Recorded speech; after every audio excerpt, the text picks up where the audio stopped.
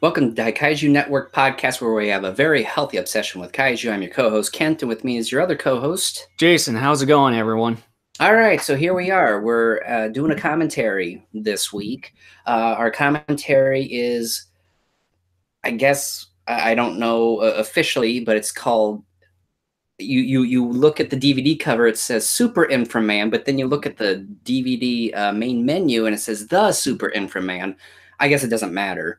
But this is a Hong Kong produced film. Unfortunately, at least speaking for myself, I don't know a whole lot about this. What I was hoping to do when trying to do research for this, anybody who buys the DVD will see under the special features on the back of your DVD case, it says liner notes by Asian film experts Damon Foster and August Ragone, friend of the podcast. And I thought, okay, when I initially bought this DVD like 3 or 4 years ago, maybe it's an insert, Well, no, there's nothing there. And I thought, okay, then it's probably on the disc. And, it's been a couple years since I last saw this movie on my DVD. So I went in there to, go under bonus material, try to find what I thought would be liner notes. And there's nothing. And so Image Entertainment, who produces this DVD, get your ass in gear, because there are no liner notes to be seen anywhere in this. You may have had them at one point in your production run of these DVDs. There's nothing. There's not a paper insert. There's nothing on the disc. Yeah, I'm probably guessing it could have been a mistake. My only knowledge of disc. this is that it was produced in Hong Kong, and the Shaw Brothers picked it up for American distribution. And I think it was produced in '85. I think that's about the only stuff that I really 10 know. Years. It was 10 years before 1975. Oh, 19. I don't know why I kept thinking 85. Yeah, so, and well, I only know two things then about this movie. Now three, I guess, since I got corrected. And apparently, it's literally translated from the posters and everything as the Chinese Superman. And if you've seen the poster for the Super Inframan, the original Chinese poster, it literally has the old school Superman logo on top of it. Well, what I really enjoy is the Shaw Brothers logo looks exactly like the Warner Brothers logo. Yeah. So yeah, when it comes to a lot of the Chinese think off a lot of stuff from here in America or from China, because apparently there's a recent movie that this one studio company is getting sued for, that apparently they illegally used Ultraman in their movies. Well, it just seems like every week someone else in the Chinese film market, like some sort of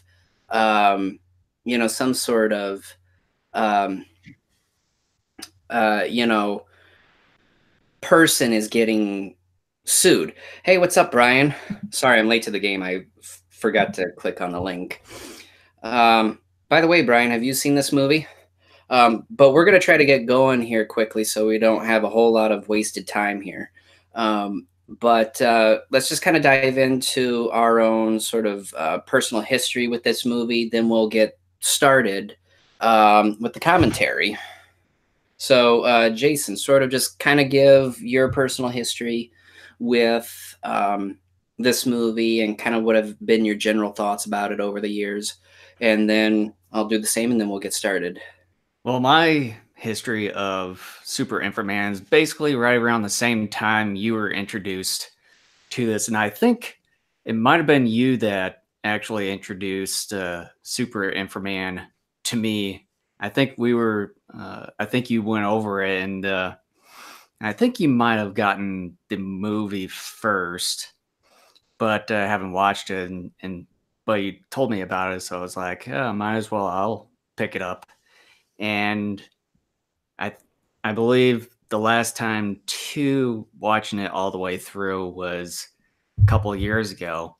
And my first reaction was that it was one of those traditional sort of Chinese kung fu movies that I have seen, but with like a tokusatsu, Super Sentai type of mix up put together. And essentially, you got the Super Inframan uh, as we come to know it.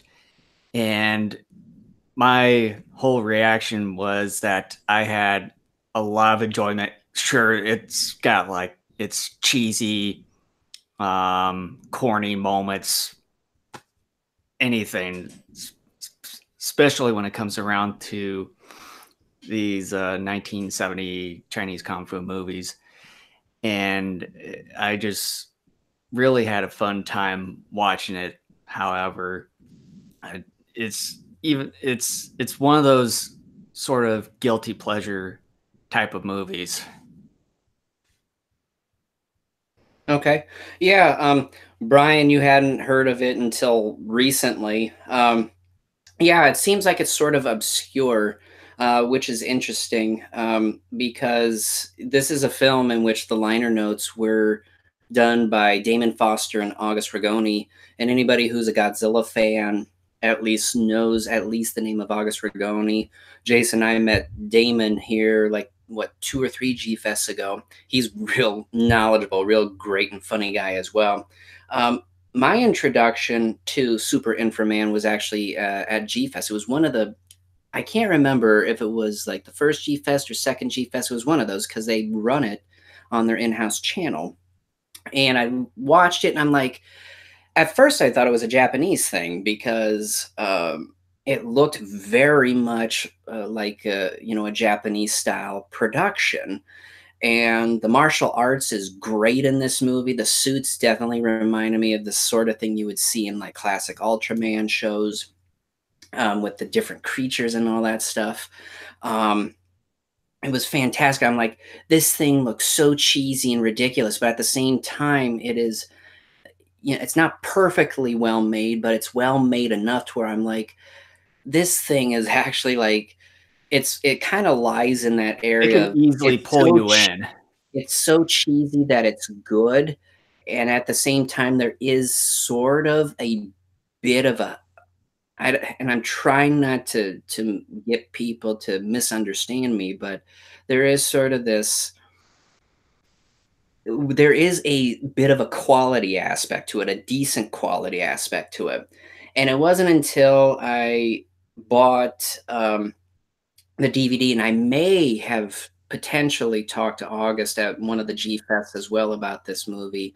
I either read somewhere or talked to August at one point. One of those two things happened where I found out, no, this is a Chinese production. And I'm just like, boy, probably could have fooled me. Because I mean, it definitely looks very much like a Japanese style of production. And I've only seen this movie from beginning to end 4, maybe 5 times, and I've seen bits and pieces of it when we've been to G Fest over the last 7 years. So my opinions on it, at least up to this point, have always been it's cheesy, but it's good. But at the same time, there is a nice little quality aspect to it that it's not overly poorly produced. It's not like Zarkor or Craw, if anybody Yeah. out there is familiar with those abominations. But there is, it sort of reminds me of a cross between Ultraman, Kamen Rider, and shoot, I just forgot. Oh, and Power Rangers. It kind of reminds me sort of a mix of those 3 things. Mhm. And this is it's funny, but at the same time, it's a lot of fun. It is a film that I think if you are someone who not only enjoys weird creatures and all that, but you enjoy sort of like the Ultraman, Kamen Rider, Power Rangers shows, this is definitely a film worth picking up. You can get it on Amazon for a very reasonable price. Oh yeah, I think it was around $15 or so last time I Probably picked it not up. even that now. But anyways, this is going to be fun. We'll have to turn our cameras off just because obviously we can't show you what is on our screens. But we'll turn it off because it's actually probably better just to look at our little icons instead of the sides of our faces. So we Yeah, it would just already, be a bit boring just to yeah, see us just sitting here without now a whole lot of reaction. Maybe just pointers here and there, and maybe a little bit of riffs. yeah. So unfortunately, there's not a whole lot of knowledge we can drop on you guys because, like I said, for whatever reason, there were no liner notes, and there's just not a ton of stuff out there online about this film. So right now we're at the main menu. We have it set up already for English audio, and my icon is on play. So I'm going to count down. I'm going to go 3, 2, 1, go. When I say go, we'll hit play and we'll get started. All right. So you ready, Jason?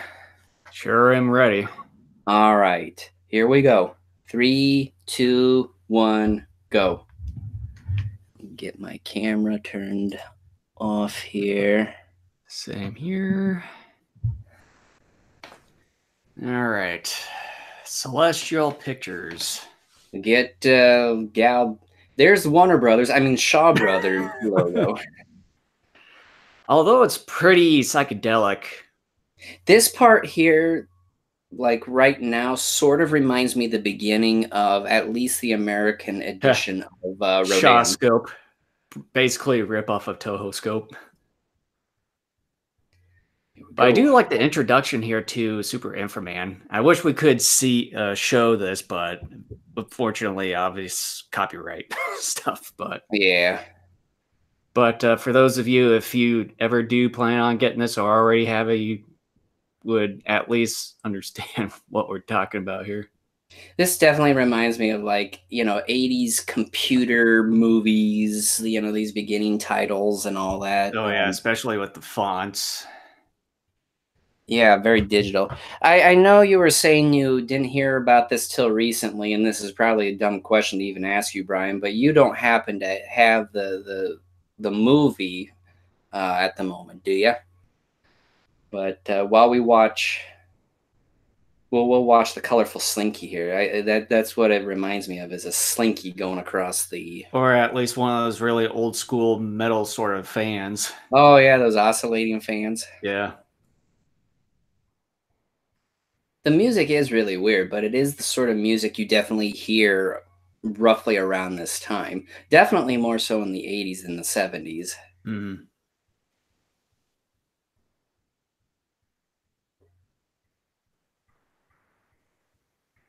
Falling, falling, little bird falling from the sky. Oh, there's Already product placement with into the movie. The beginning of this actually reminds me of a classic Ultraman episode where I think there was one moment, I don't know if it was at the beginning or maybe in the middle of an Ultraman episode, where there was a bus of children driving, like near a cliff. And already within, I would say, 30 seconds into the film, already stuff is happening where a huge monster-like bird lands on the street or highway, knocks the entire road off from the mountainside, and the bus just like goes down and creates an entire explosion. Too. That's awesome, Brian, that you're at least able to watch it. I mean, this thing is amazing. Very amazing. Basically within a minute, you get an apocalypse scene going on right now. Yeah. And if I remember correctly, this part may not even make a whole lot of sense. It probably doesn't. I mean, doesn't this remind you an awful lot, though? But I keep forgetting, again, when I'm watching it, this is a Chinese-produced film, not a Japanese film. But it does sort of look like something that was made in Japan. I mean, you got the sort of Ultraman type of cast there in a vehicle, motorcycles, and Their unique version of looking Science suit. Patrol. Yeah, unique looking uniforms that they wear. And yeah, I bet that's the sort of inspiration that they got.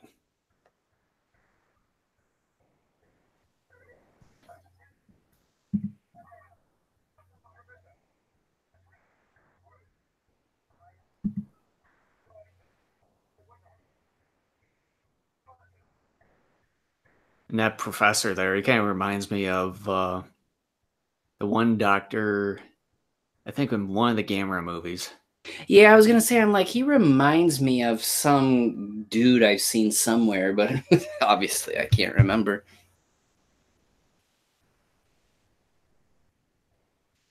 Classic, sci-fi type of, what do you call it? Like control room. You have these large tapes with blinking buttons. Here they're looking at Crystal basically balls. the casing of light bulbs, and, and they're able to somehow read what's going on through those.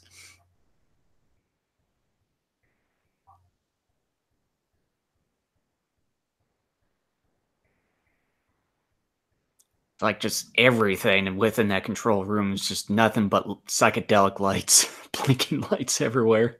You have to admit, even though a lot of this makes no sense, it is fun to look at. Oh yeah. It's also interesting how they come up with these certain things and how they produce them. Oh, it's simple, Jason. Just add a bunch of lights. Just the only real difficult thing is figuring out like what fixtures to use those lights in. Oh, punch cards. That's old school. I wonder within these old school sci-fi films, how like those wall computers are basically like not even anywhere near as powerful as say like an iPod. Mm-hmm. Like if this was held today, the control room probably would be a cubicle because you would have all the computing power you would need in a tablet or a laptop. You wouldn't need a control center this size. Oh yeah.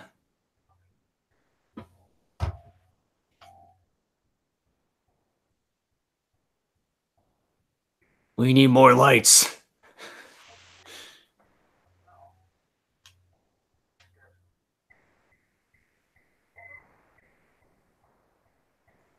Oh no, we're getting seizures. A quake? Oh man, I can't get my subtitles on my Blu-ray player. Won't allow me. You would have to do it when you were in the setup. I know. Well, a lot of movies will let you do it while you're even in the movie. Well, since it's a DVD, it's probably different than from a Blu-ray. DVD can't multitask.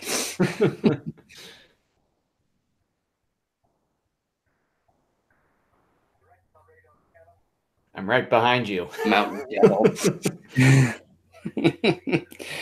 So corny, but at the same time, I love it.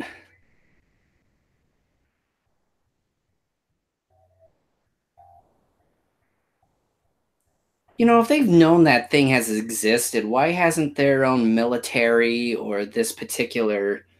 Granted, I'm not supposed to be asking this question because otherwise the whole story falls apart. But, if Well, they've known this Devil Mountain and all this has existed, why haven't they, taken care of this in the past?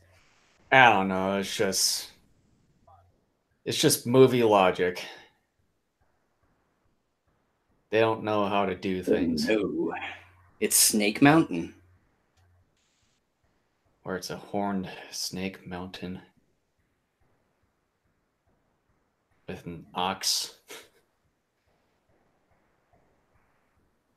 It looks like the design, like way back, when dinosaurs were first discovered. Like those English statues of what they thought the dinosaurs looked like. Just these fat, four-legged iguanas, basically, is what they thought they looked like.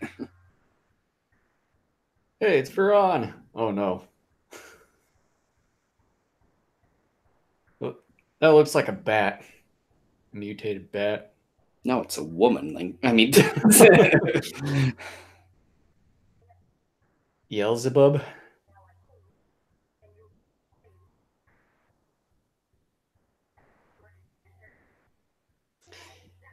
I'd say it's like this movie's version of Rita.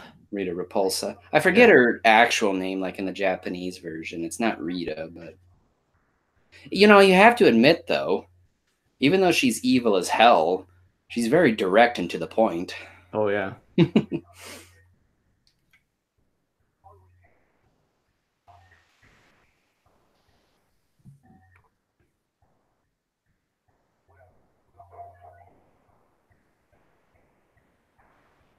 people on fire. Jeez. He just puts a blanket on there while it's still on Yeah, he fire. doesn't even check to make sure that the fire's out. That person could still be burning. Yeah. Oh, my legs!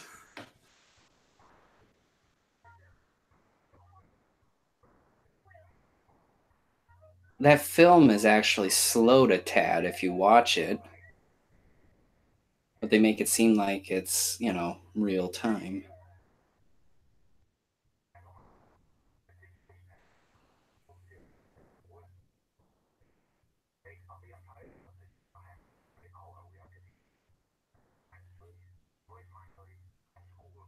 His legs must be made of steel. Yeah.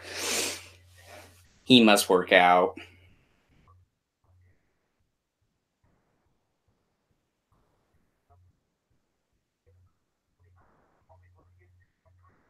There's no time for a history lesson, dude. Just get to it. Tell us what the hell's going on and how do we solve this? Oh, yeah, he brings on another person to explain everything. I know very little. Let's get him out of here. He's not. He's not that important. 20 million years ago. How would you know?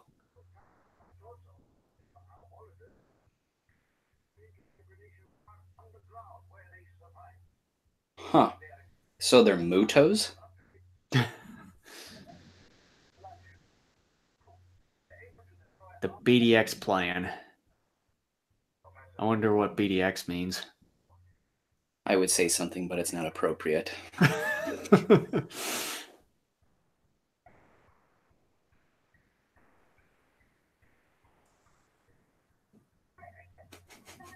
This is so awesome. I'm even getting a smidge of a He-Man vibe from this. Yeah, a little bit. Like, Oh, this this does, guy. on some level, remind me a tinge of Snake Mountain. That one green guy that we saw, he kind of reminds me of Beastman a little.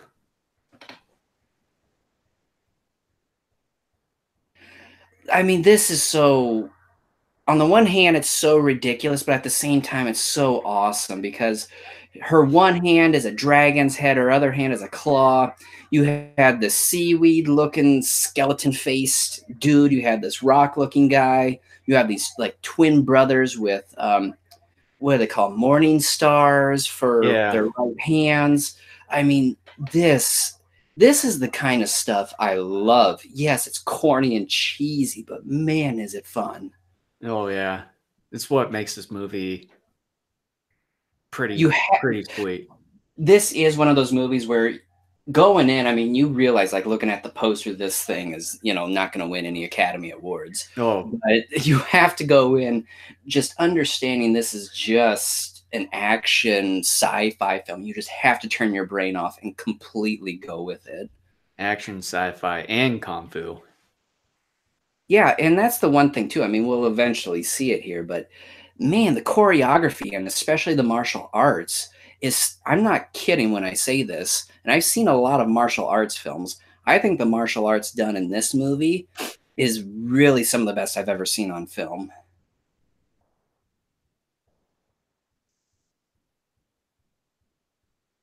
So now I think we're getting to the part where Super Inframan gets created. And I like how the guy here consents of being literally ripped apart and then put Yeah, I back know. together. Yeah, because basically I think they are supposed to replace his bones with like steel rods or something. Yeah. I mean, basically they turn him into a cyborg.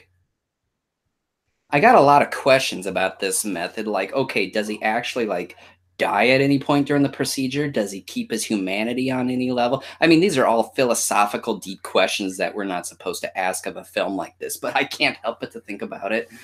Probably the only thing that'll survive it would be his brain, obviously. Brain? What brain? I'm a mad scientist. Do what I say.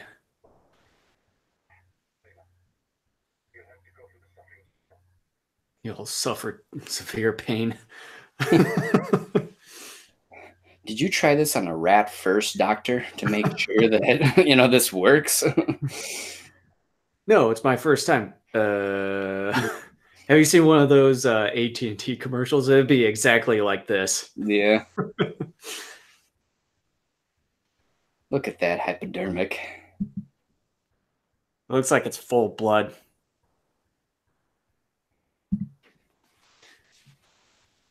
Maybe it's the juicy center of a gusher that he's putting in there, giving him sugar high so he doesn't feel the pain. It seems a bit too runny to be a gusher. It's the early stages of the gusher recipe. We can see other kinds of flavors right there in the I foreground. love how this whole lab looks. I mean, most of it's just colorful buttons, but It also reminds me of the control center from Godzilla vs. Mechagodzilla, the that too. 1974 one.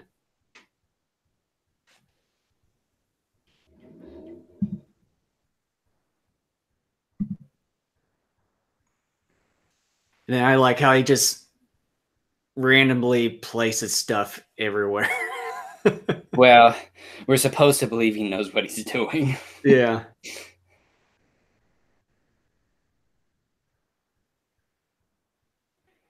I put the mini speaker there so I can. Let's I mean, put this is the early stage. sensor bar right here. Oops. Oh, that was your eye. Sorry. I was just about to say that's your eyeball.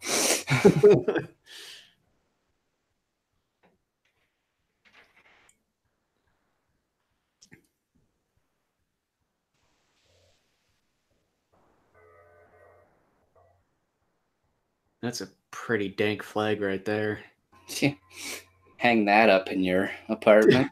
And that's a weird looking skull right there.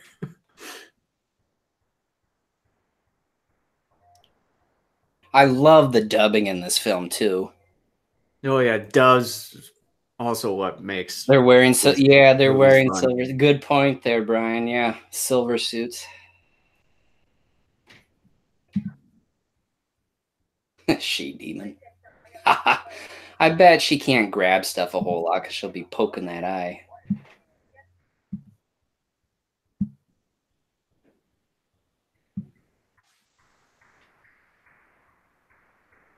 Hey, it's a dance party. I do love the dubbing. This is just amazing.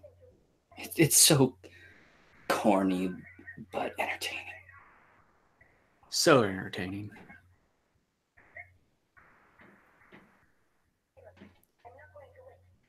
Probably the only one of the annoying parts is that the tick crab looking dude right there out to the right. It's like slow down, Beast Man.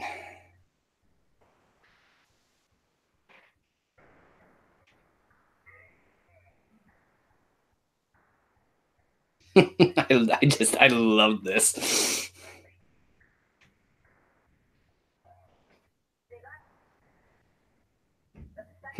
A dinner plate? No, it's a satellite, you idiot. A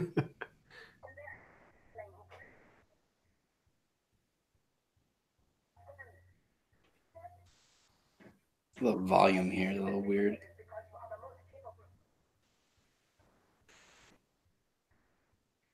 Seems like that plant man's having a bit of a seizure. I would love to have this set piece.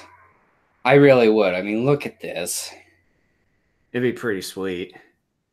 It would take a lot of time. I love the guards. Yeah, it would also be pretty awesome to have one of those suits. The biker gang from hell. I mean, that's what it is that they're wearing. It's like biker helmets. It's like they just recruited an entire biker gang. Oh, hey, it's Herbie. I was just about to ask if Volkswagen was okay with them having their car in this movie. Run the guy over.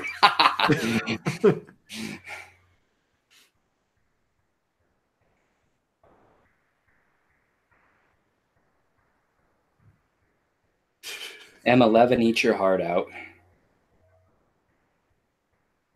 Oh no, hurry, Spontaneously, I was no. about to say spontaneously combust. Yeah, with little effort.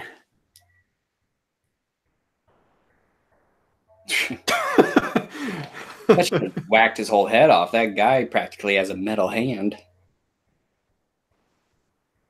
Surprised he didn't stab him.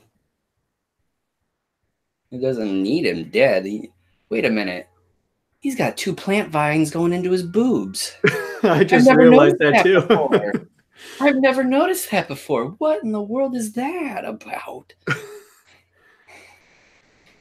It's probably something that we'll never know. I really don't even want to think about it. Oh no, his face is heating up. Well, now he's a lot greener now. It's like he's dancing to Cotton Eye Joe.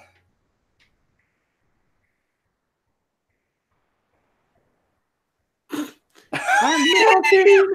That's like Play-Doh going into a cardboard box. Oh, that's amazing. Just video reverse. Yeah. Oh, that is funny.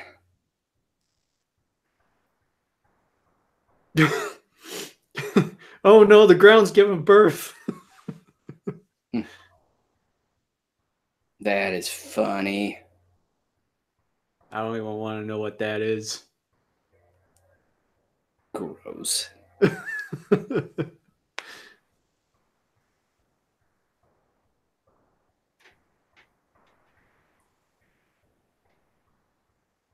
Nice looking model here, though.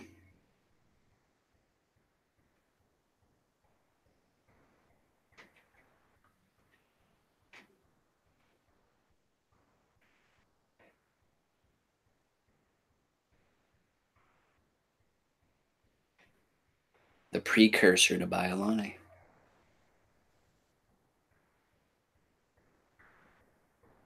You can see the stage lights in his helmet reflector. Oh yeah.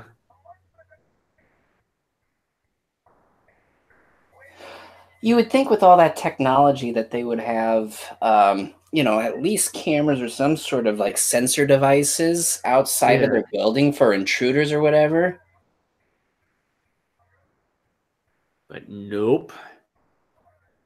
Cards from that notice right away.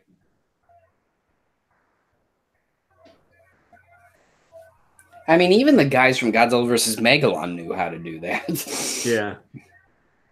No, don't let him ruin the entire good light show in our control room.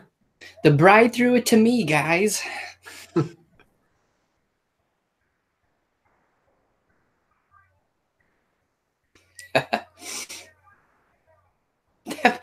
They're shooting at this vine. It's like you do realize you could accidentally shoot your own guy.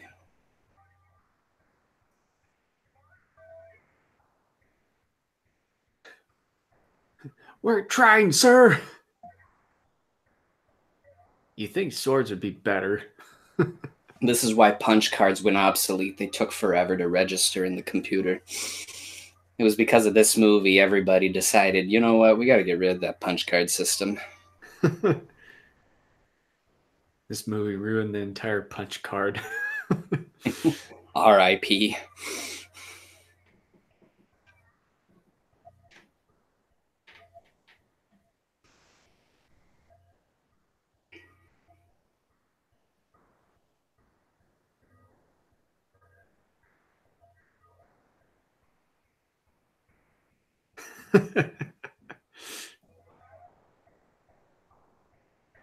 It's also pretty cool them showing like these overlays of entire side like bionic stuff over the guy's body. And It is. I mean, it's very obvious, but at the same time, the little illustration is so detailed you can't help but to like it. You can't say that they weren't in this thing 100%. oh no.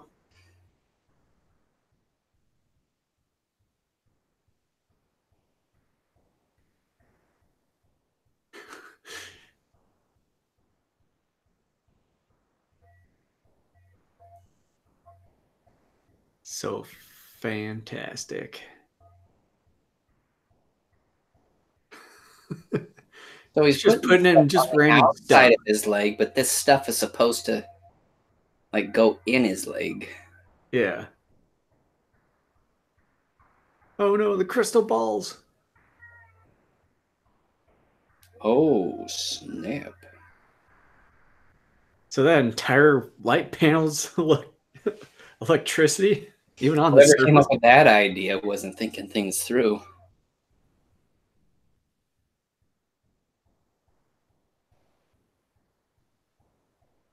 Ah, damn it, my gushers.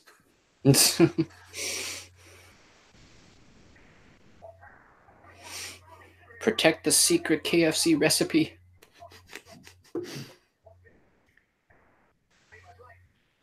No one will get to know my recipe.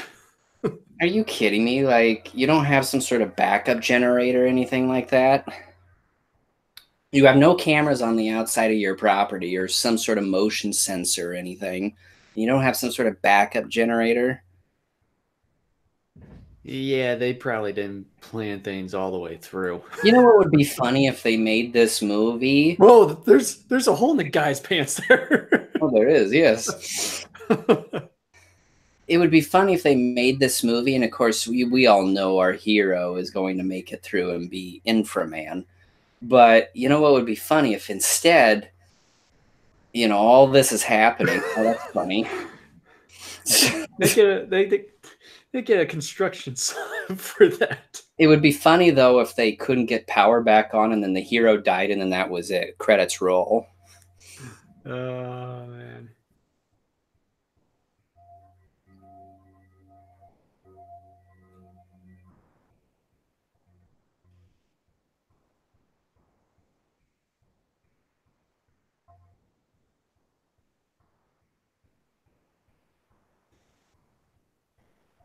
Isaac Asimov was involved with this production. Oh no, he's turning. Go go super infrared. I almost said super infrared man. What have you done to me, That's Doc? amazing how his whole body ends up being some sort of like biker type suit with this large helmet. That's so great. Yeah.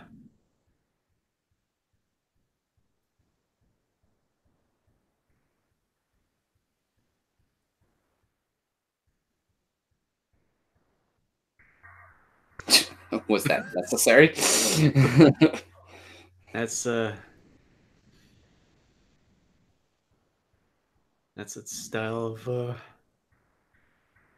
Chinese and Japanese Hey, cinema for you. PVC pipe.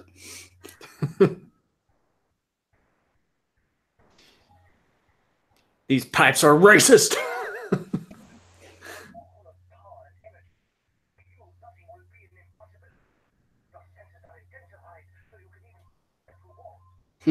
What? What did you say? Oh, I guess you can't hear as well as I thought you could. Sorry, I was hearing beautiful chicks next door.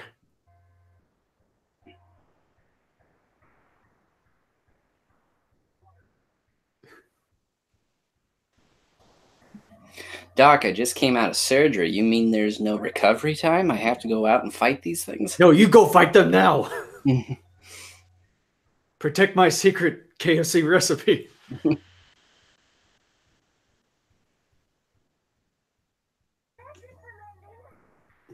See, how did they know his name already?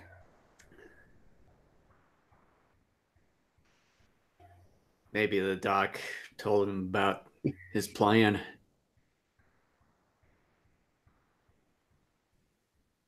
The sound effects are wonderful too. Even the visual effects.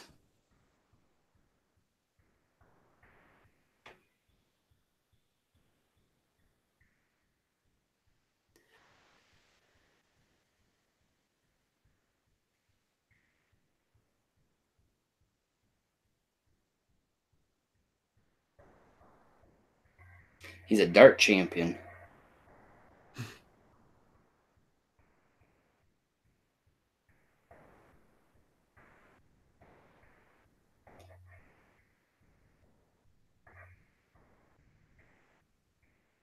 It's so cool. There was a forest nearby? Apparently there was. Or he just threw him far away. It barely touched him there.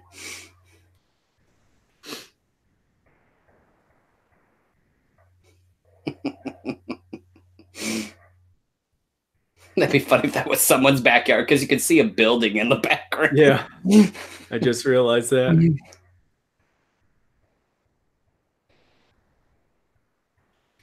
Dude, did you know they shot part of Super Inframan in my backyard?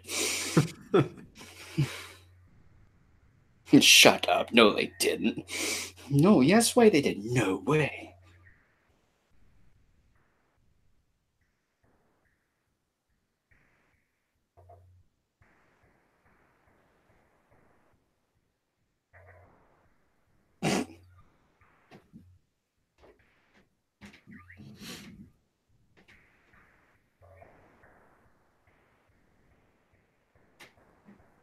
Should have just stabbed him with those. Surprised he doesn't even disappear from Oh, Subarai needs to sue for that. here. I never realized that. I'm like, wait a minute, that's part of his arsenal? Yeah, one of his finishing moves.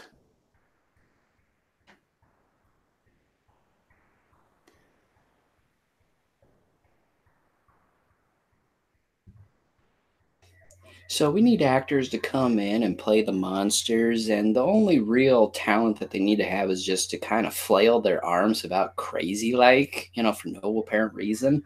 Find the best arm flailers you can.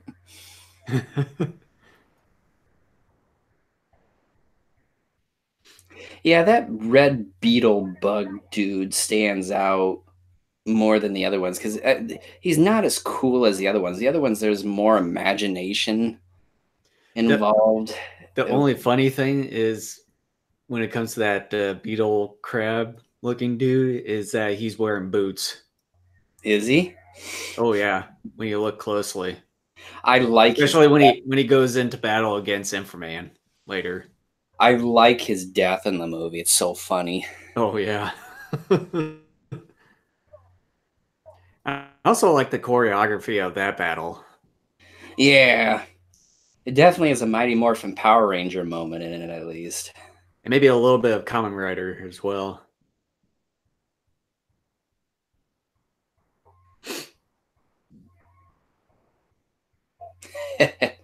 Yeah. He-Man. Quiet, fair beast.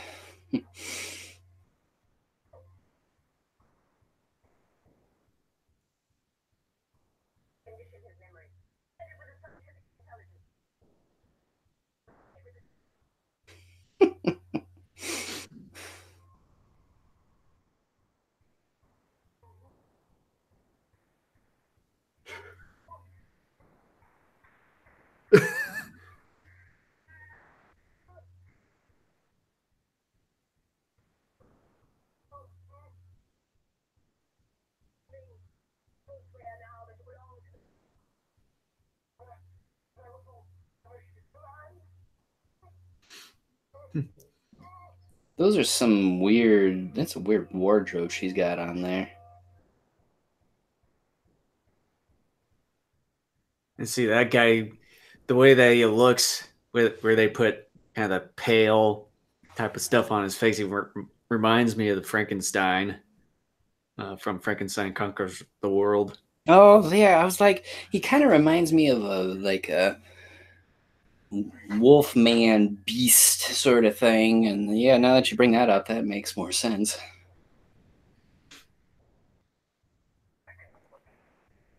Thunder Fist.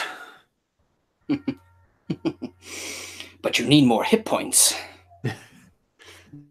Go out, find me a formula, go to Professor O, grab Pikachu, and come.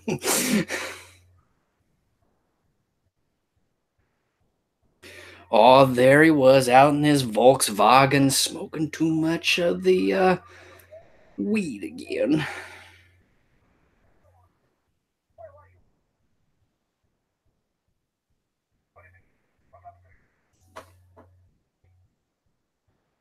Sorry, guys, I have a hangover. Yeah, I was just gonna say, initiate a breathalyzer test.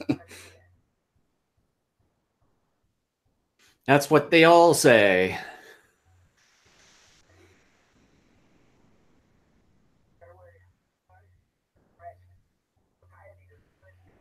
Okay, Paul McCartney.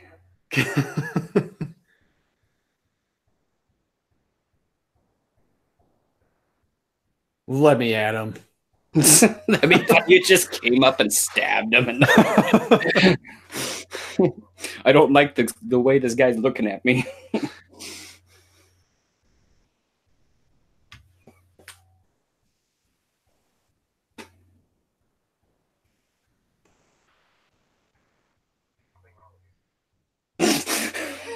He got into a street fight. That is all.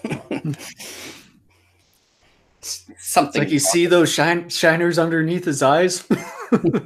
That means a fist came in contact with him. I think I just found my new Facebook profile picture.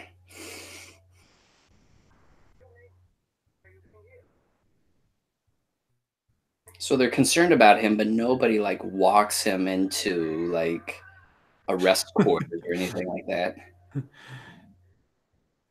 Stop with your stairs. Oh, there, you're getting a little too close. A little too close for comfort.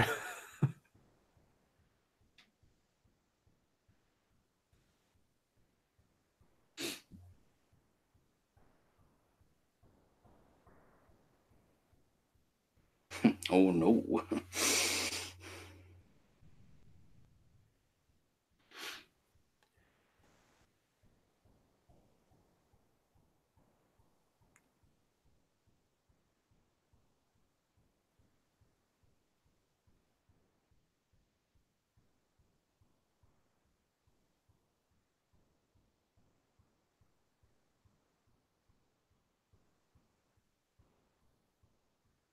Where's that damn rat?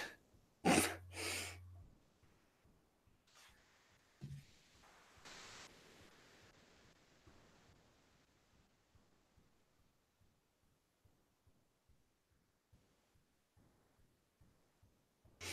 get good reception over here. That must be where Colonel Sanders hides his secret KFC ingredients. It's funny if Colonel Sanders just popped out of that safe and was like, not now, mother effer. That was about something I was gonna say right there, but you stole my thunder.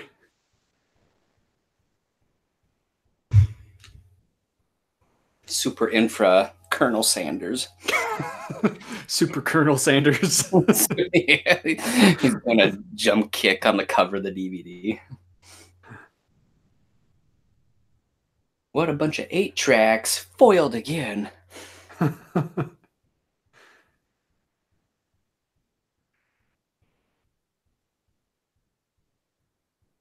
Oh yeah. For a facility that's supposed to be like really the only hope of saving the world, the security is incredibly laxed.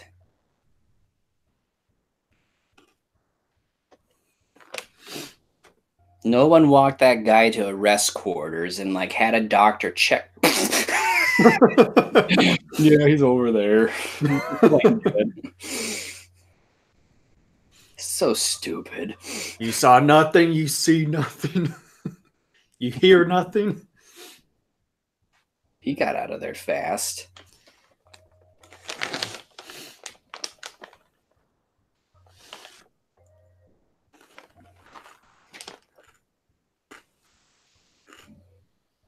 It's Chips. Was that? It's Chips. Or it's Godzilla Final Wars. Oh, man. That motorcycle scene. Don't remind me of that. I would have to say, and I don't want to sound mean or anything, but that probably had to be one of the most boring scenes of that movie. Oh, you're not being mean. That is boring. First of all, I mean, if they would have cut it down by a couple of minutes, it would have been fine. I mean, not the greatest thing, but it would have been fine. My favorite part of that whole thing is when they like are shaking, like their heads are trembling at each other as they're frowny facing each other. Yeah.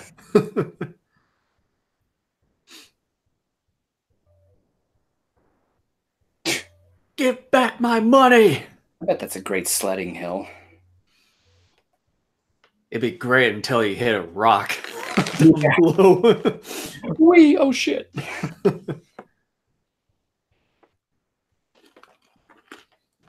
Oh, well, I guess might as well just get it over with.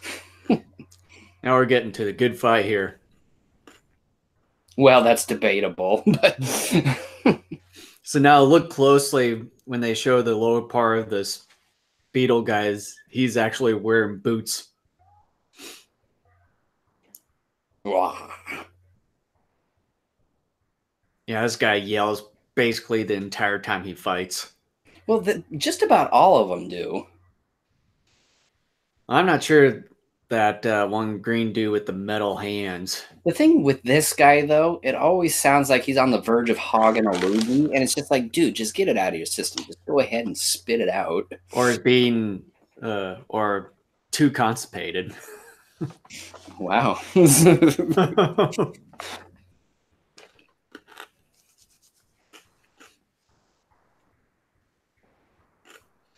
By the way, Brian, if you're still there, what do you think of Super Inframan so far?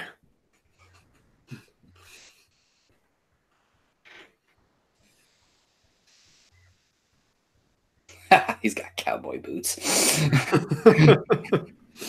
See, told you. I like how he cases him with like a wired sort of thing. Like a wired web. That's good. I'm glad you're enjoying it.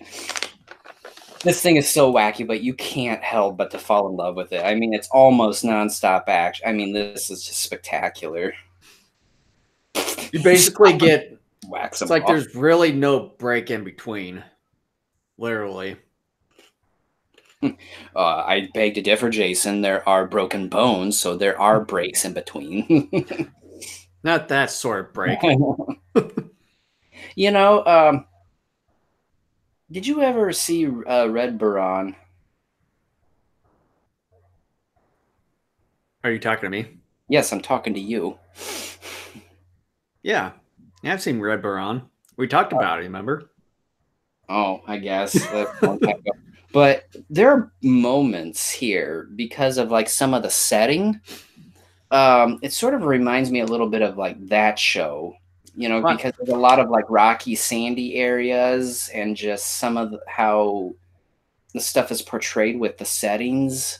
Well, a lot of the Tokusatsu and Super Sentai shows back in the day, they're usually taking place in a lot of these, like the countryside or the either the urban or suburban area sort of thing, and like construction. Right. I mean, that's the only one that really came to mind because that show had an awful lot of that. I think simply because that it's easier you wouldn't have to get permission to shoot from certain places in town and all that. Well, and then like, because a lot of those they're getting, they're tall robots and tall monsters. It's like you don't have to build a whole lot of intricate set pieces either. Yeah. And when it comes to places in Japan or China, in this instance, I mean, you got a lot of beautiful scenery and stuff. It's like you can never really replicate it, especially in studio. This creature here reminds me, and I forget the puppet's name, but it was on Sesame Street, and I had like that kind of this oval pink nose, big yellow eyes. What was his name? Tully or something? I forget his name. Tengu or something. This big brown Muppet. Oh, that one, yeah. Kind of reminds me of one. I think it's like I heard it recently. It was like a Japanese sort of thing, like a Tengu or something like that. No, I'm talking about one that was actually like on Sesame Street or part of like. Yeah, I know what you were talking about. It also kind of reminds me of something like from the one of those Japanese sorts of Oh, right at the head. That guy looked cool too. Didn't last long. But now we have to deal with this beetle, dude. Remember when we watched, what was it, Santa versus the Devil or whatever that was? Or Santa versus the Martians. no, I thought it was like Santa versus Satan or something like that. Oh, yeah.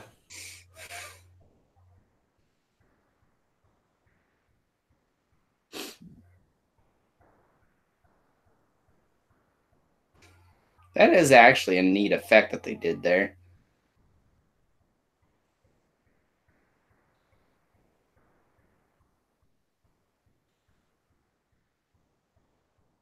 I would have to say it's at least it would have to be as far as the perspective and how they do things.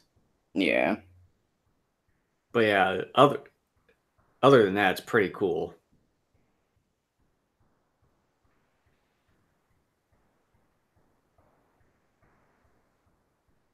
They're just trying to milk this as much as they can.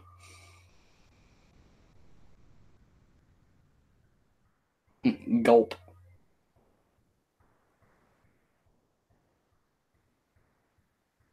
If he could get that big, why doesn't he just get big immediately and just try to stomp on these guys? But then Yeah, and again, I'm asking questions that I'm not supposed to be asking. just go over to Mount Devil and just crush the entire Yeah. base. Get your spade, start digging them out, and then stomping on them. There's his cowboy boots.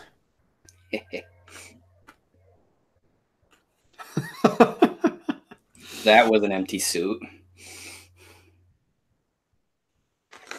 But it's just so much fun. The way how It those is entertaining. I mean, my gosh. I mean, there's a lot of stuff about this that's really wacky, goofy. Oh yeah, here's the fun part right here. The fun way how this guy dies.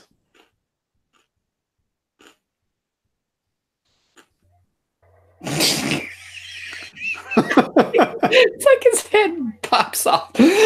Oh man.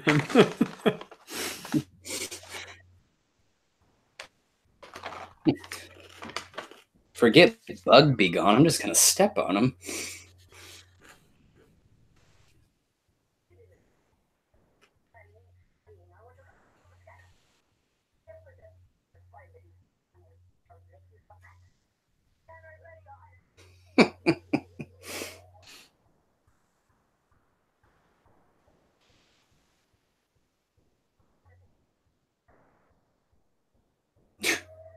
Sure, just stop at the kneecap. Let's see there. If I take a baseball bat at this corner, and we'll take out his kneecap, and then I should be able to. Or just get a knife or a sword and stab the knees.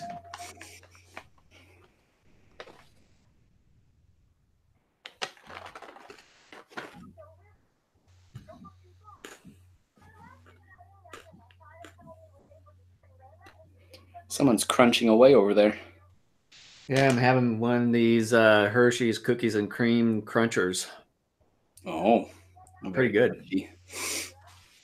I finished up a couple thing of Girl Scout cookies last night. Oh man.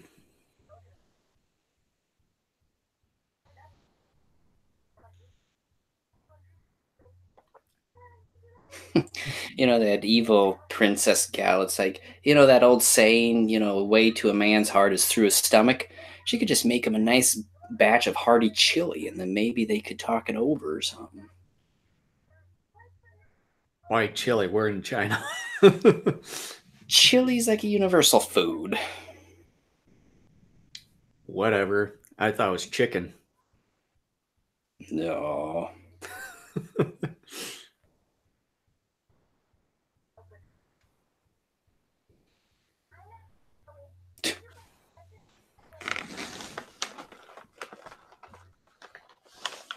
What does that say? Daytona something?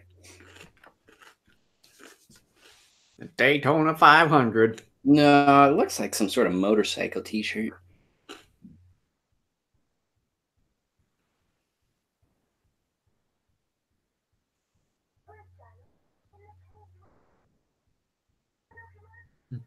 No, that's where my secret stash is.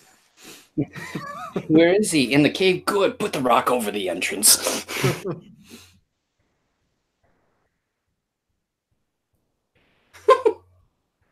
Come in here. Really? With this stick of dynamite? It's funny how that guy came through. He practically crashed through and like stumbled through. Yeah. It's like, oops. Oh, it says something dating on there. Yeah, it's like dating. Dating. Yeah. Oh no, a gecko. My worst fear.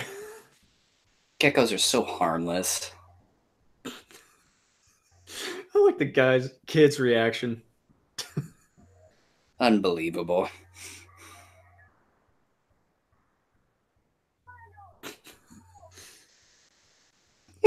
Just starts stabbing away at the kid.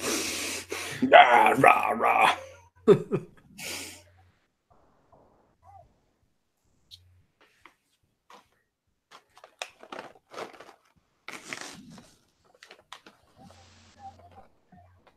It's no big deal.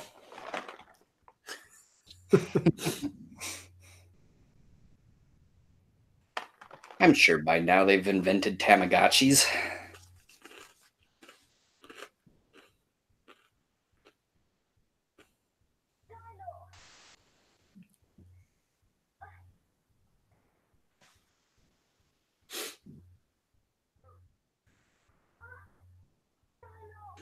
It's a little too quiet. Yeah, it's a little too rough.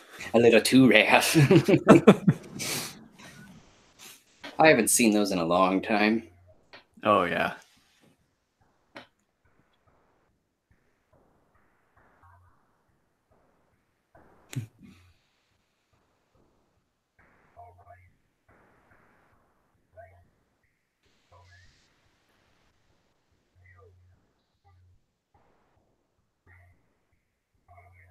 Here, eat this.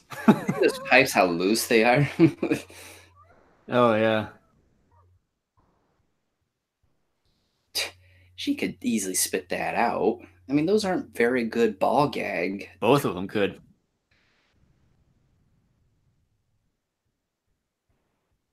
Again, there are no sensors, nothing that warns, this organization that, oh, hey, there's been a breach somewhere.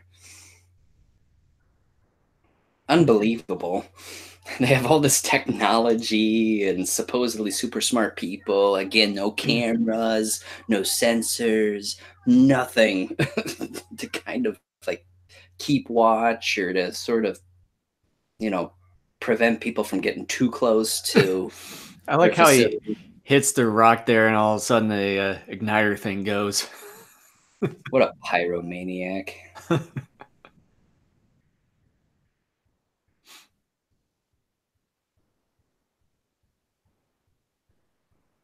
I'm getting a little GoldenEye vibe by seeing that satellite all the time. They keep giving the beauty shots to that thing. I wonder if they realize, look, we're renting this land for a premium. We need to make sure that satellite gets viewed quite a bit.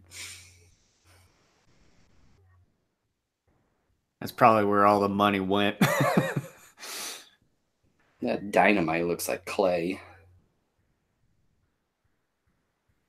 Pow! The building explodes. The end. That would have been funny.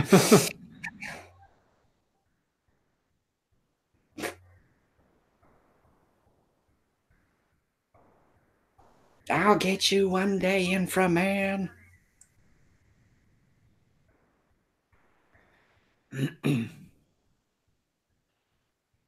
You should be able to get them real easily because they sure as hell don't protect their facility. You could Colonel probably just Sanders, walk in why are there you and be wearing like, that "Oh, helmet?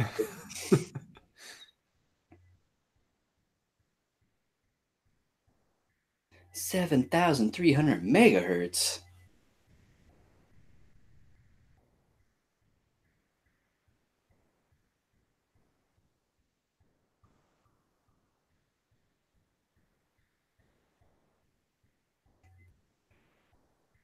They're making the Nintendo Power Glove. Tried it out on Pong. Or maybe the Atari.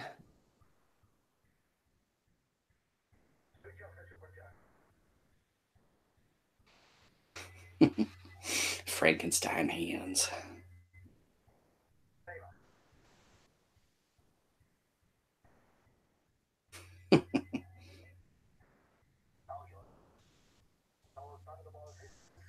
Thunderball fist. Nice. It's over 9,000.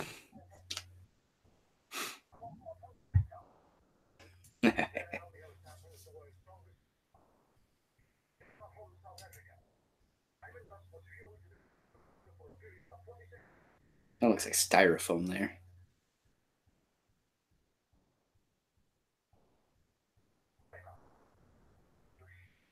I look so badass right now with these gloves.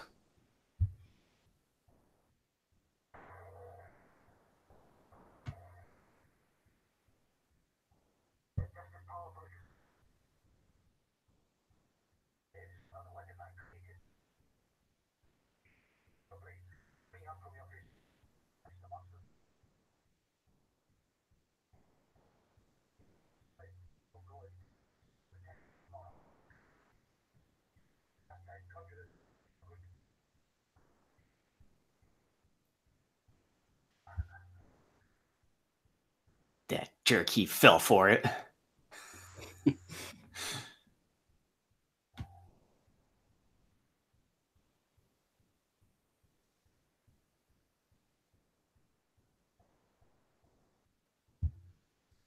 Time to do my usual routine.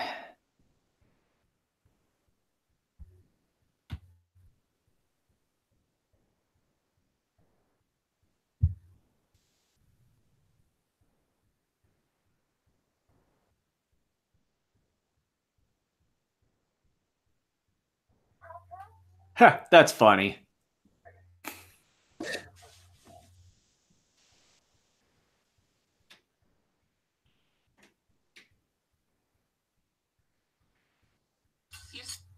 The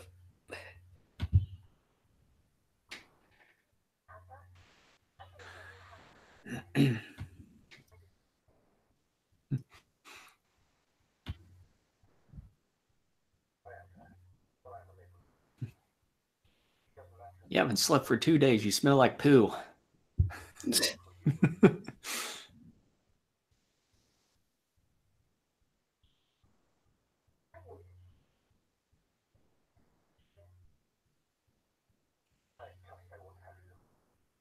But I like being a hermit.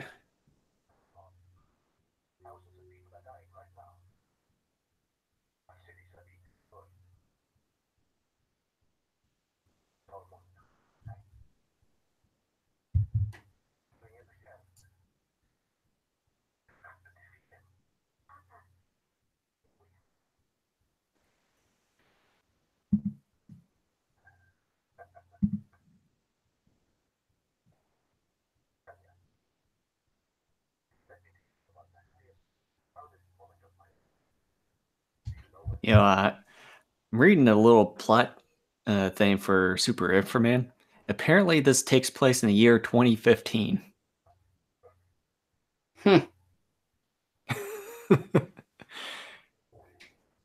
So basically, just 4 years ago.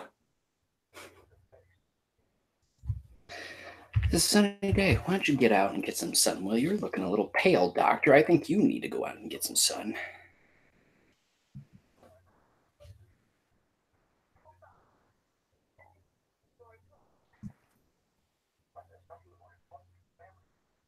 Oh, for fuck's... I mean...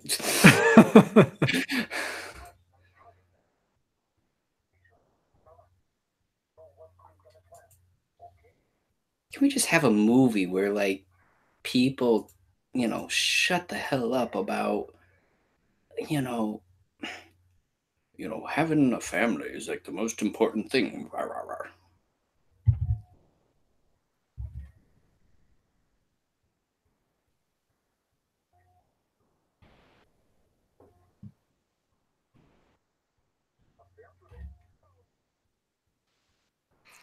Apparently, I was also reading here that uh, the elements from the film influenced the revival of Mystery Science Theater 3000, where producer Joel Hodgson explained in an interview that Princess Dragamon was one of the influences for mad scientist Kinga Forrester, and that the skeleton-like henchmen influenced the Boneheads, including the Skeleton Crew band. Which now I just realized that. I can see that.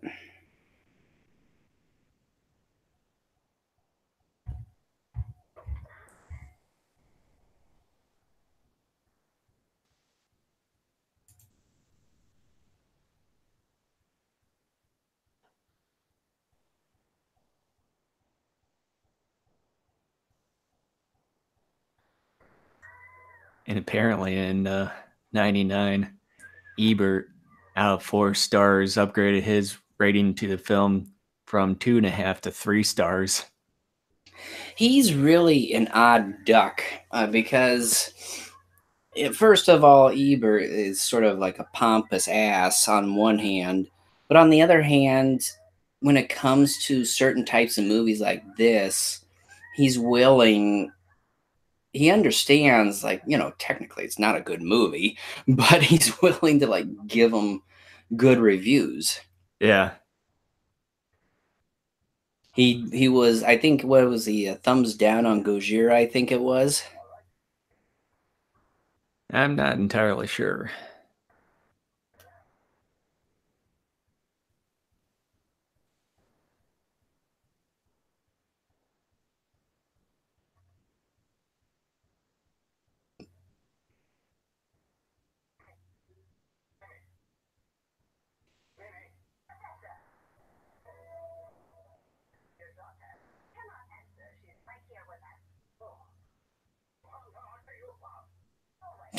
Boy, they put that control room back together. Good point. I didn't even think about that. What is it with these like shiny cone bras that these evil women wear? Maybe as a little distraction.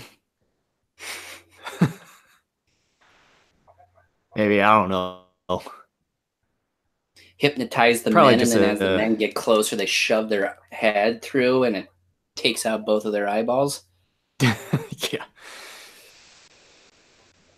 Probably just a design aesthetic. I know it is.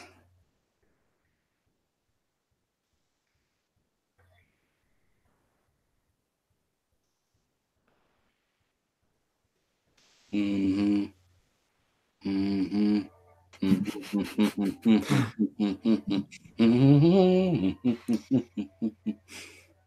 It looks like Yosemite Sam hanging off the front of it up there. Gosh darn varmint! You doggone ninja galoot. Kind of reminds me a little bit of James Bond in a way. I was just gonna say that. I'm like, this is so James Bond-esque. Yeah. It's like that they're around the like Ireland or the English shores or something like that. Just the way it looks. But they aren't. Yeah. The music choice here is actually quite terrible.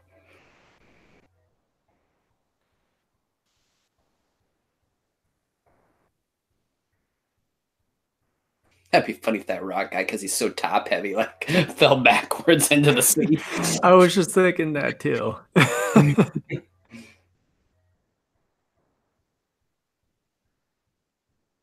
like what you've done with the place. Everything is dead. He looks like Leia there. Yeah. Like the hair's a little too poofy. A little too raff.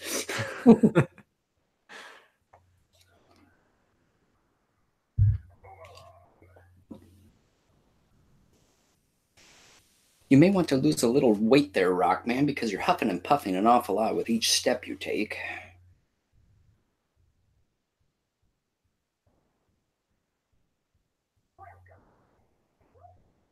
That's an awesome set piece. I mean, I would love to have that.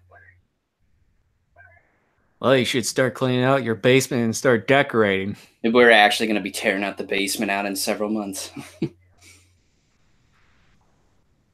Well, now you got your own. You got your new plan. Yeah. My wife won't be happy, but This is the way I want it. no, okay.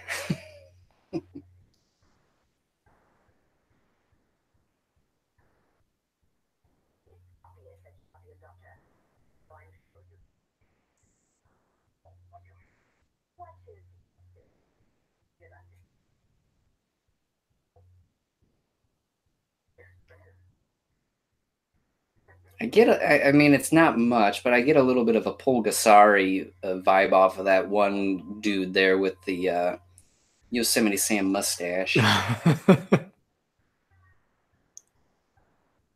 Oh, snap.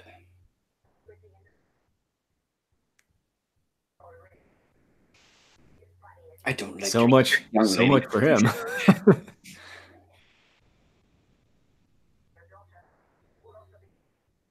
I call that creature. I would call that creature Yosemite gassery. Yo, some gassery. Yo, some gasari. Yogasari. There you go. Yosemite gassery or whatever. It's funny, but it sounds stupid.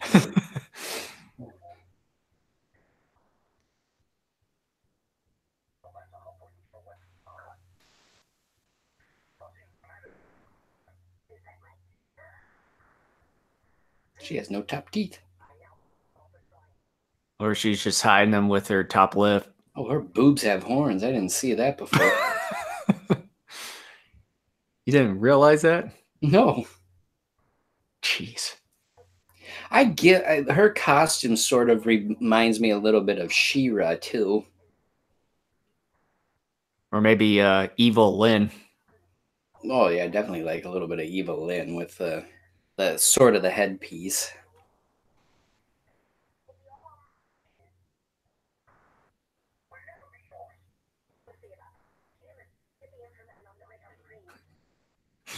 That's a racist word. Call me a demon. Bunny rams right into that set and ruins everything.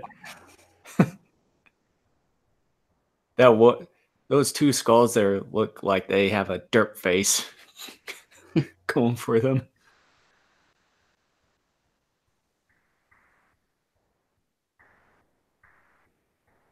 Now I'm getting a little bit of a Joe and Mac vibe. Oh man, Joe and Mac. I haven't played that game for a few years. I haven't played that in a long time. I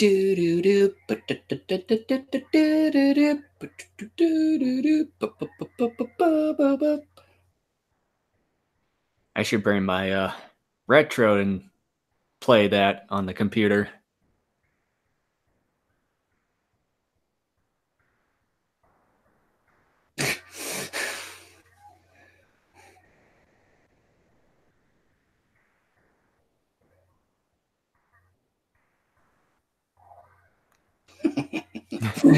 Oh. Combustible guys.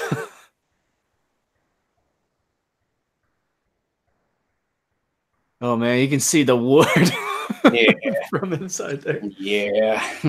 We just will not speak about that one again.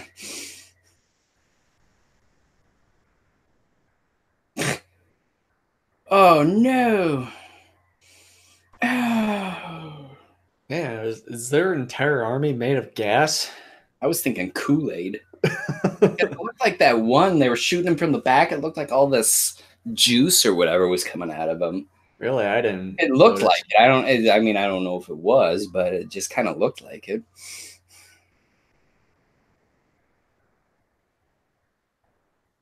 I'm disappointed that rock guy gets, is sort of like the main henchman because he's sort of uninspired too. I mean, he's just, walking rock. and they had all these cooler ones like that Yosagasury or whatever we called them. Gastery. Yeah, and they had him, and they had a couple of other dudes in there too. It's just like and then this guy gets most of the screen time. Heck, even that skull viney dude I thought was more interesting. Or the beetle guy. Nah, I would rather have the rock guy than the beetle guy. Actually, no, I take that back. I wouldn't.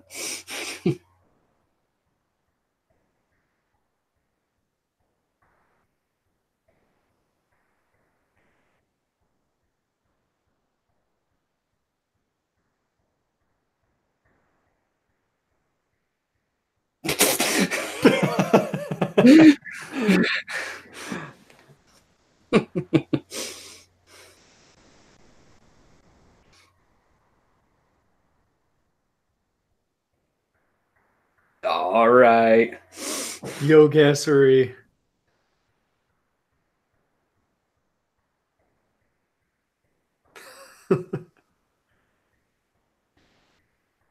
Oh, I got one of those weird bat creature vibes off of his moves there from Starman.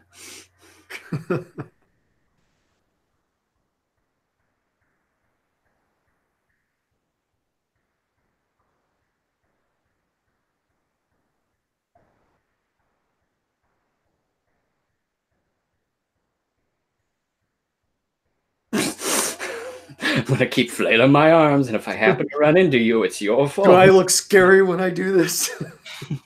I'm gonna windmill your face.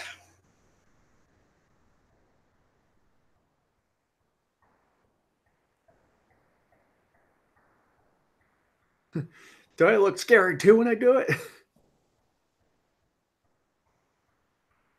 Some of the best arm flailers in the business right here.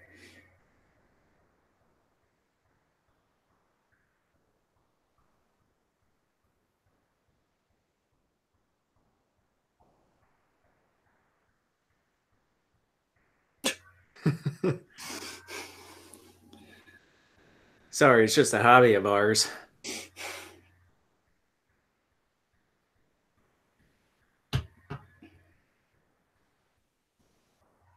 That's definitely like a Starman moment there.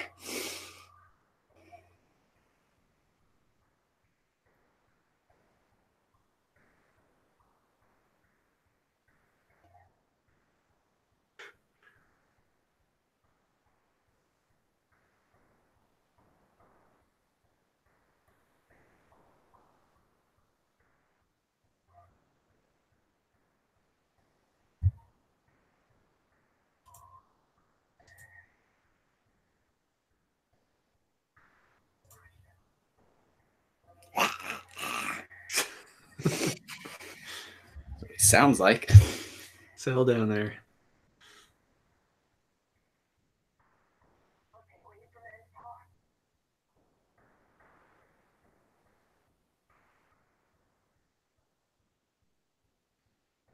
Now it's getting to be more like Eternia. This is very Ultraman-esque. Take away the sun and like he's not as powerful. Well, the same thing goes with Superman. That too.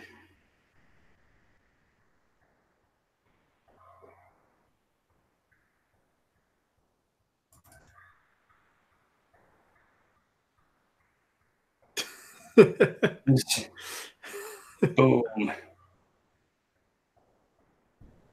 Well, Rockman's dead. Yeah. Done.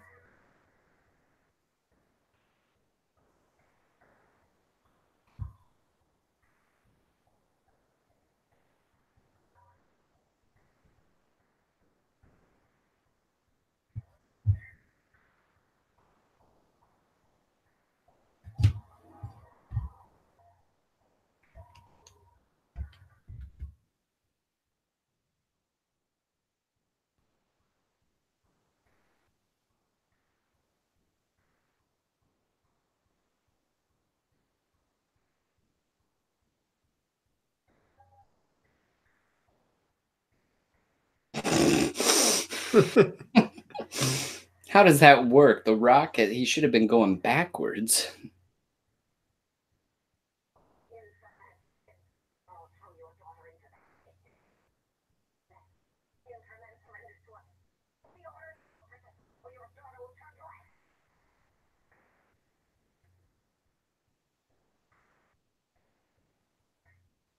It'd be funny if he was intending on sacrificing that guy instead. Like, here, get stabbed for a moment. It saved my life.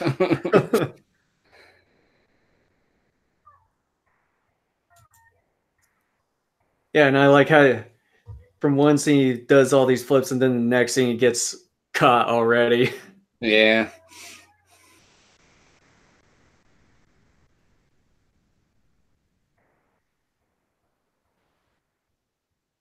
It's like there probably was something that was accidentally cut out of the scene, or they were supposed to add something but forgot. Yeah, I don't care. I really don't. This movie's so crazy go nuts anyways.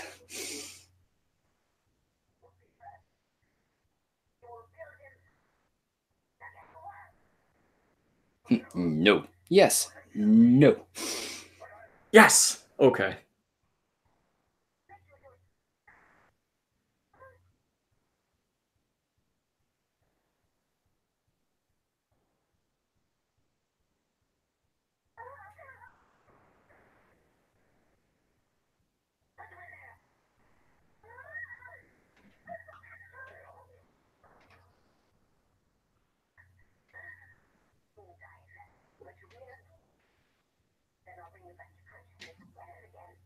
It's like she has some weird tick going on.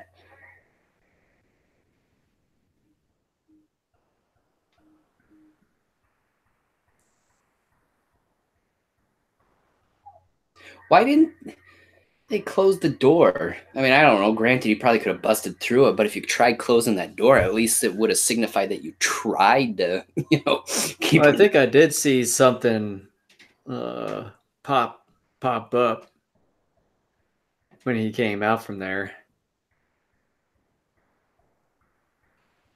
which I think it was the door.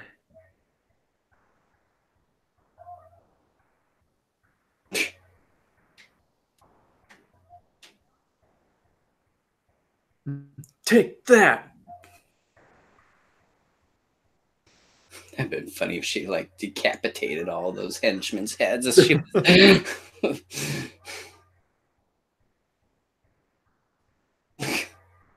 Everything's explosive on this property. I mean, there's no resale value here because it's a friggin' minefield. Well, like I was saying, it seems like their skeleton army is made out of gas or whatever it is. Do they come with the property? Probably. There you go again. Is the water safe to drink? Yeah, I wouldn't drink the water.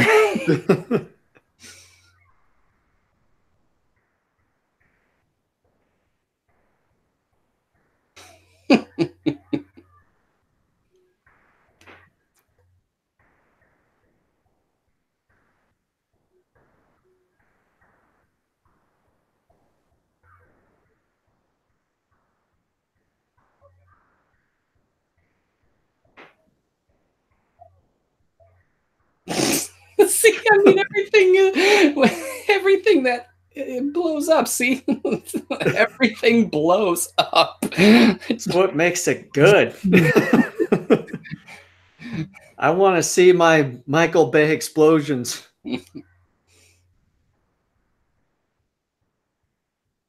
Maybe this was how influenced Michael Bay in the early days. Oh. It's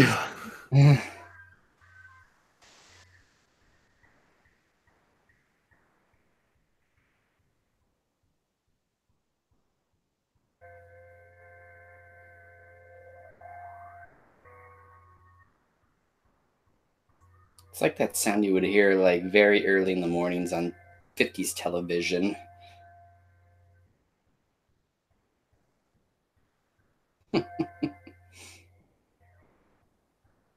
Wow, like saw some Saw a bit of the wire spring there. there. Oh yeah. That doesn't seem like a smart move, using your head to, like, like they tell you in baseball, you don't slide into the base head first. Yeah.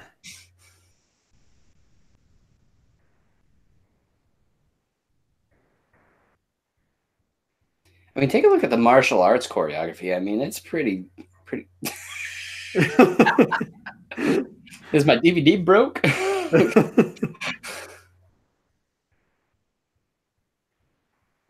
Oh, oh, that's horse shit. There was no spring in his head. There actually is. Those slinky things. Yeah, but that was it's not it's not set up to go boingy boingy in the current state that they have their heads in, Boiny boiny. for lack of a better term.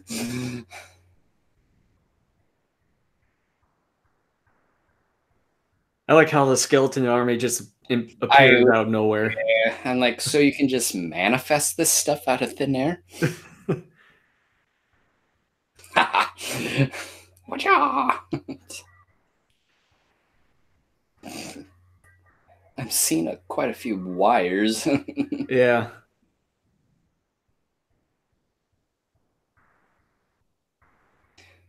This movie doesn't give you much of a chance to breathe. Oh no.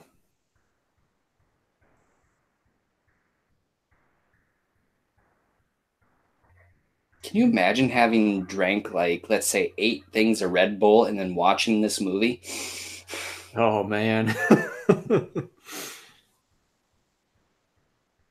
You basically You'd be maybe doing have a heart attack. Just practicing kung fu in your living room, and then you'd accidentally kick your flat screen and be like,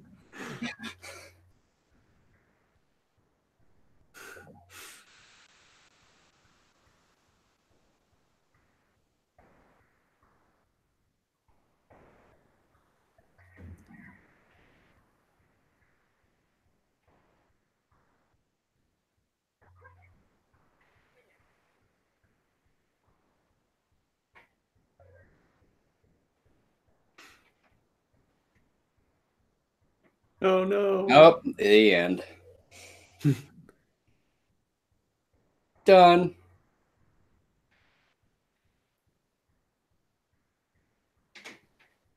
Oh, what have I done? I hate to tell you this, but I'm afraid you pulled a boner.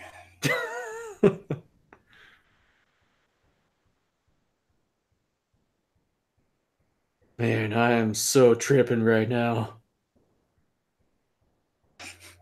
Jeez.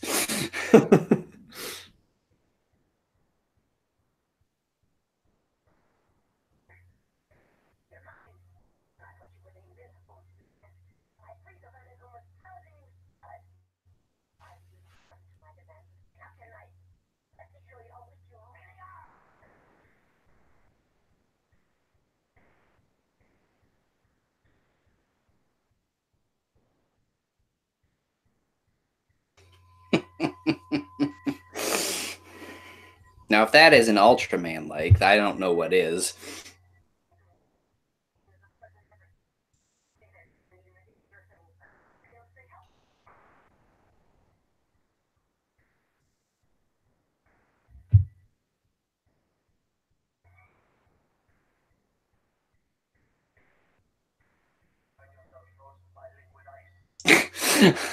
How convenient.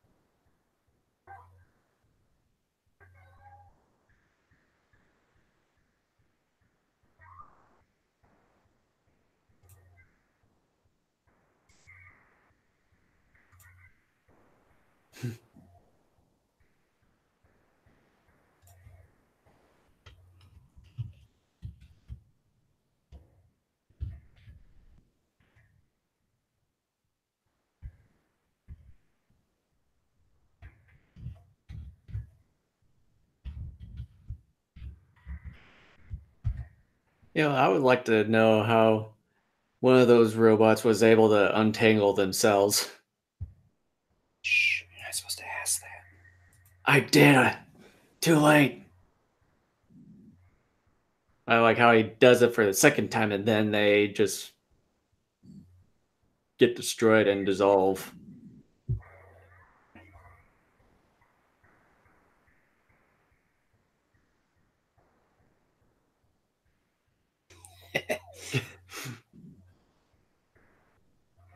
This movie is nothing more than a continuous repetition of the same sort of things, and Inframan's sort of a slow learner here.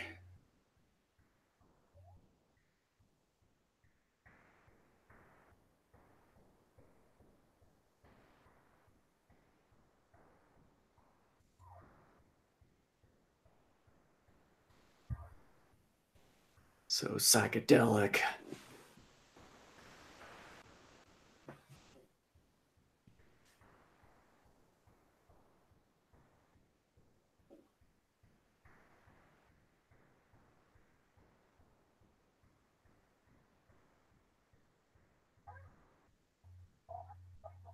I kept thinking, I thought maybe he died in this movie, but I guess I'm thinking of a different movie. Yep. And I like how whenever the boss is killed and stuff, the entire place goes off. Yeah. Again, like I said, this whole place is like, this, the villains had a better defense system than the heroes did with their own facility. Yeah. And they didn't really have any guards on the outside patrolling the area of their base.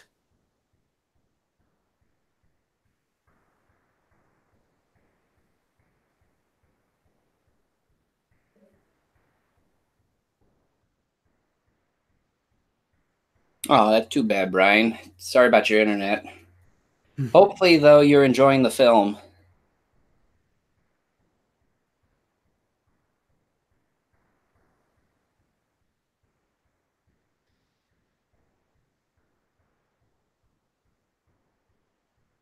Well, we're getting towards the end of the movie here.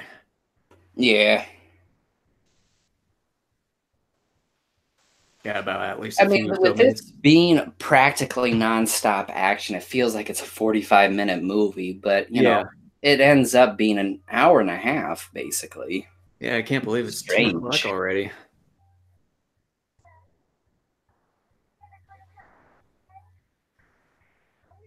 Are the monsters ever going to come back? How dare you ask me that question? Takes her and throws her overboard.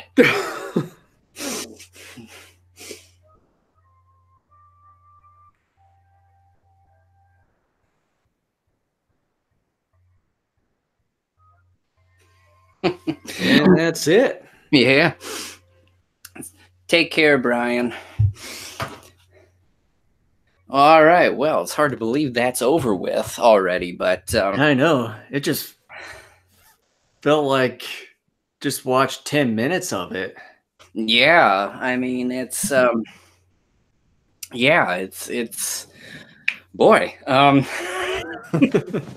feel like I had a little bit of a sugar rush here over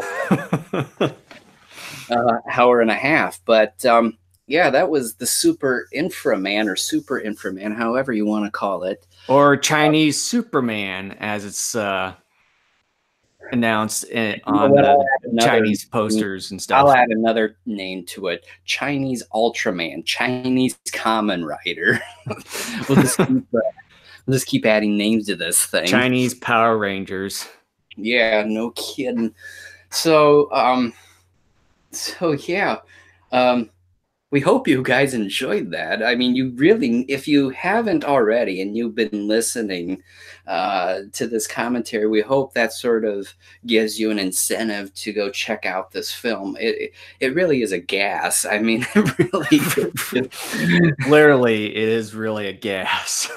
I mean, it's quite a film. I mean, look, here's the thing. I mean, you can make fun of it for certain low budget production values here and there, and for just some of the outlandish, whacked out, goofy, hallucinogenic, cocaine induced imagery and what have you. But you cannot say this film is not entertaining. I mean, this thing is entertaining. So It would have to be like a guilty pleasure sort of movie.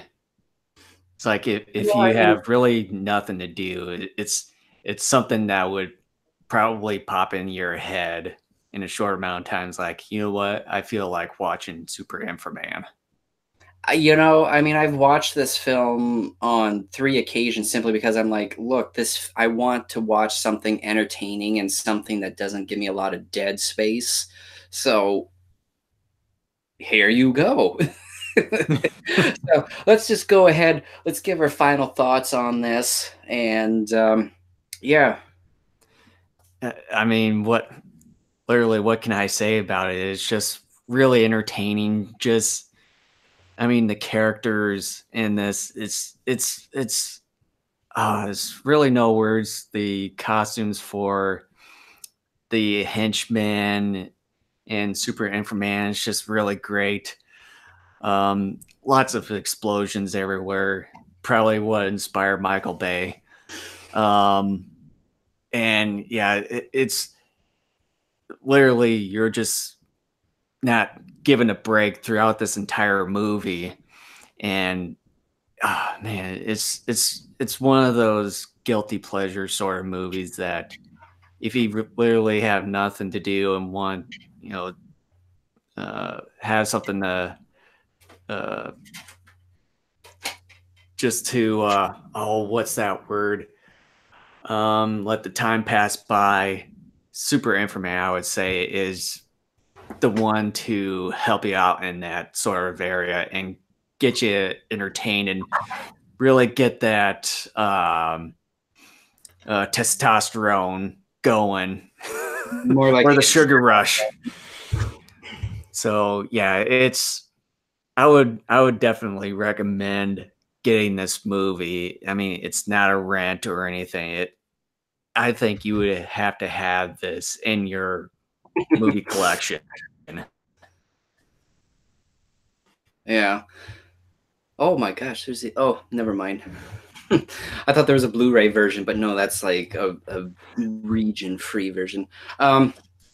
Yeah, I mean, this is probably maybe the fifth or sixth time I've actually seen this movie from beginning to end, and I'm actually kind of shocked that I haven't seen this movie more often because there's Yeah, one same brief here. moment, there's one brief moment in the middle of the movie with the professor making it seem like he's pretending to read. That gives you sort of a moment to breathe. But otherwise, this is a movie practically from beginning to end, nonstop action. Um, it's just a ridiculously fantastic. It's just, I mean, it's entertaining. At the same time, though, too, like I said at the top of the commentary, there are some moments of wonderful production here, too. I mean, not all of it is, grade A Hollywood or, Academy Awards stuff, but, for a production like this, and for a type of movie like this, you would think, okay, yeah, I mean, it's going to be sort of cheapish, and it does look cheap in spots, but at the same time I would argue that's sort of what gives it its charm Oh yeah. in places. But even then, it's just like it's so goofy, it's so cheesy, but at the same time there are moments of just wonderfulness that it's just, you can't help but to just, this is entertaining. The story is straightforward. Characterizations are really crap, but who cares? It doesn't matter because you're getting nonstop combat. I mean, it's fun.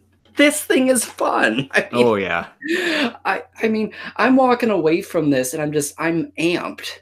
Part of it, though, is because I've been drinking coffee for like the last 2 hours. God. But at the same time, though, too, this is fun.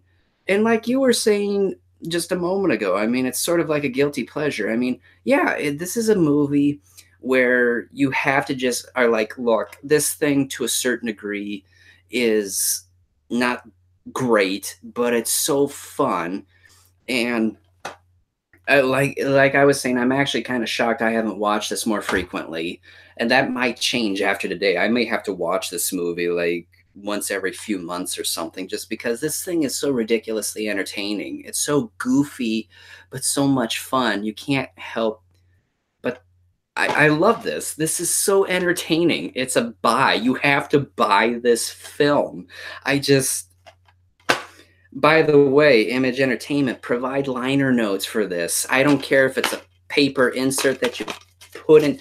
Look, they're clasp here. You can put some sort of paper insert here or something, or put something on the disc. I don't care, but see, you're promising me liner notes. You're promising me liner notes. I know if you're listening to this on Google Play or iTunes, you can't see it, but you're promising me stuff. Add it. Yes. Would like to know the production and history behind this thing. So it's just, this is a buy. I mean, this thing is so ridiculously entertaining that you can't help but to look past the many flaws of this film. I mean, I've always said entertainment for me is more about how I go about giving movies a yay or a nay. This is like one of the top yays. It's just, I mean, this thing is just practically nonstop action. It's so hilariously goofy. It's great. It's great. So we hope you enjoyed the commentary. We'll be back in 2 weeks for our discussion on 1992's Godzilla versus Mothra.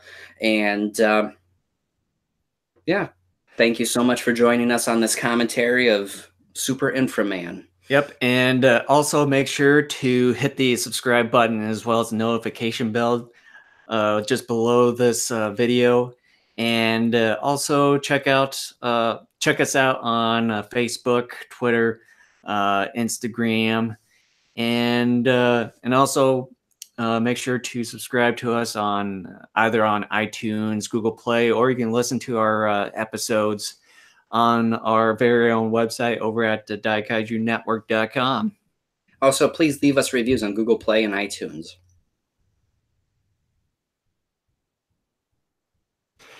You kind of went out there a bit. Oh, I wonder why I went quiet. Yeah, please leave us 5-star reviews on Google Play and iTunes. Yes, please do. All right. Catch you guys later in a couple of weeks.